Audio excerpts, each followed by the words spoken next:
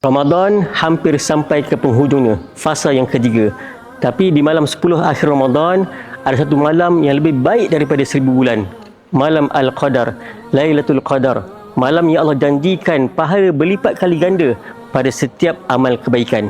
Justeru, Global Hayat meluncurkan kempen Hayat 1000 Bulan, satu peluang keemasan untuk kita menggandakan amal kebaikan dan pahala sedekah di malam-malam terakhir Ramadan yang penuh keberkatan ini. Sepanjang 10 malam terakhir Ramadan, anda boleh bersama dengan kami dalam program pengisian rohani dan pengalaman dan bertetamu jemputan khas pada setiap malam. Dalam masa yang sama, kita lipat gandakan sedekah dan infak dengan projek-projek yang strategik. Yang pertama, menghidupkan nadi ummah dengan pembinaan Masjid Hayat di Gaza. Yang kedua, memberi harapan kepada anak-anak yang telah kehilangan tempat berteduh dengan menaja setiap bulan anak-anak yatim Palestin di Lubnan dan Yaman. Yang ketiga, meringankan beban saudara kita dengan infak kecemasan kepada pelayaran Palestin dan rakyat Lubnan. Di saat kita berbuka dengan keluarga, masih ada ramai yang berbuka dalam keadaan serba kekurangan. Di saat kita bersiap untuk ibadah malam, masih ada yang berjuang untuk meneruskan kehidupan. Sumbangan kita mungkin nampak kecil, tetapi bagi mereka ialah harapan untuk terus hidup dan semestinya pahala berlipat kali ganda